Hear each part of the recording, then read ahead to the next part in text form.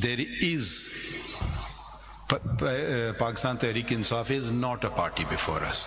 Not a single one of the elected candidates are a party before us. Whether the Election Commission of Pakistan was erroneous or correct, the fact is that they challenged virtually everything in Pakistan. Why was that decision not challenged? We must not set up different cases from the ones that have been pleaded. The party before us is the Sunni Ittihad Council. If you, now I shouldn't do it, but since it's being said and it has been widely televised, the earlier case that was heard, this had been even observed from this bench by myself. If somebody bothers to go and check the record, it will be somewhere in the ether, you can see it.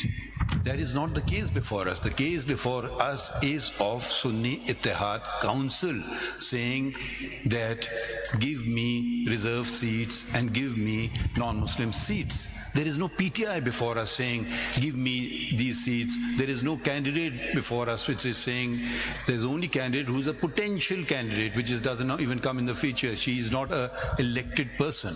So why are we having this debate? This is not the case before us.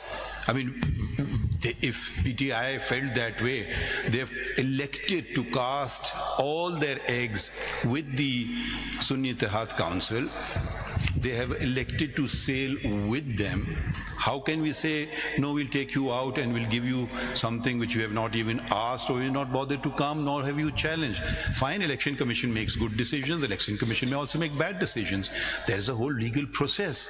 Now, if we cannot observe without anyone challenging something that certain decision is bad of the Election Commission, and if it was bad, come forward and challenge it. Now, I don't know why we're having this discussion when there is no PTI, none of the elected candidates who were previously in the Pakistan Tehreek-e-Istiqlal before us. This question, and it's not suddenly come up, this petition has been everybody knows about this petition. So I don't see why are we having this debate. If they were before us, if this was an issue, they didn't go to the Peshawar High Court. They didn't do anything. And the only person who's aggrieved before us is the Sunni Ittihad Council saying, these are my candidates. Now we have to either accept their contention or reject their contention and uphold the judgment of the High Court. As simple as that. Now, why didn't they do this? Whether there was pressure, whether there was no pressure, I will not go on any premise or conjecture. I go on facts as demonstrated by documents. If there are facts as demonstrated by documents, please argue it. The whole world may know about something. That's not the way judges operate. Judges operate by what comes before them in a pleading. That's how they operate. Otherwise, you'll say, he committed murder. I know it. No, we'll see the evidence that comes before the court of law that will be the determining factor. So why are we having this? Because I don't hear an answer from you. And why are we going into this conjectural thing, if this may have happened, or if this, they've chosen that. That's what I was from day one concerned. Why is PTI not coming forward? They've chosen not to. They think I don't know, whatever, I don't want to speculate what they think. My Lord, may Mr. I? No, can you respond?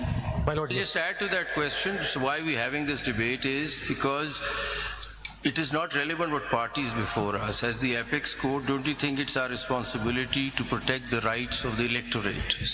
There are millions of people who voted, so the right to vote is sacrosanct, and that has to be protected. I would say I haven't finished yet. Okay. So the right of vote has to be looked into.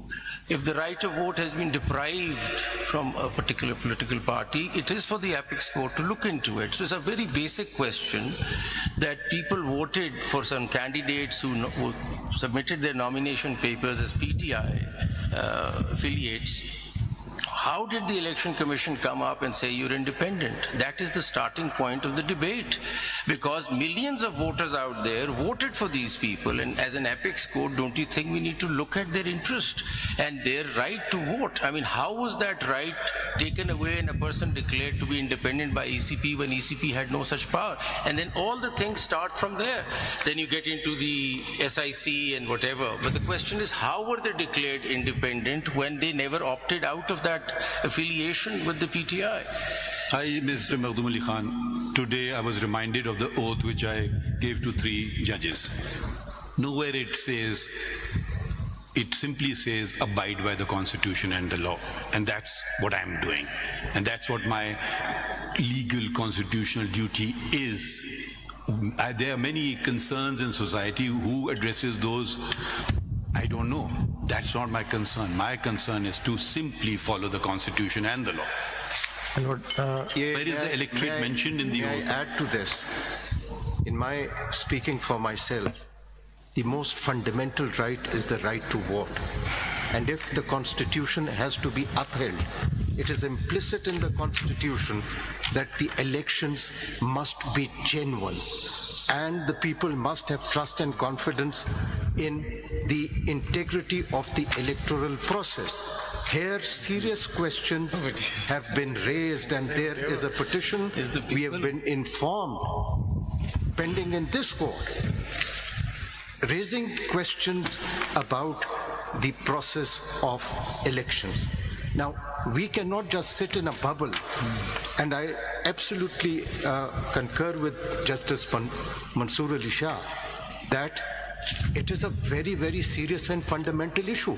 If the Constitution has to be upheld, then it is our duty to also ensure that there was no political engineering, the elections were genuine. If they were not genuine, then I'm afraid the Constitution has also been violated, and we would also be violating our oaths.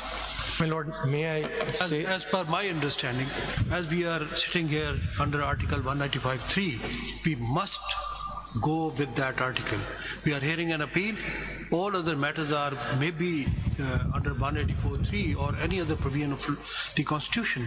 But what needs is by the Council and the Court that go in accordance with the provision of the Constitution and hear and appeal and decide that. ये मखदूम साहब, इसमें ये 168 page पे ये declaration है, ये format है जो कि, और ये ऑन ओथ है। 168 पे जो इसके एक एक पैराग्राफ बहुत इंपॉर्टेंट है, और ये सलमान अकरम राजा साहब का एफिडेविट है जो कि स्वर्न किया गया बिफोर एन ओथ कमिश्नर। तो इसके अंदर नंबर 1 जो आ रहा है, I the above mentioned candidate hereby declare on oath. उसके बाद जो 3 लाइंस है वो बड़ी इंपॉर्टेंट हैं। उसके बाद उन्होंने अपनी पार्टी एफिलिएशन को मेंशन किया है, फिर और उसके वो तमाम कैंडिडेट्स ने इसी फॉर्मेट को फॉलो किया होगा। ये ऑन ओथ है, और इसमें आर्टिकल 62, 63 का भी रेफरेंस है कि अगर वायलेट करते हैं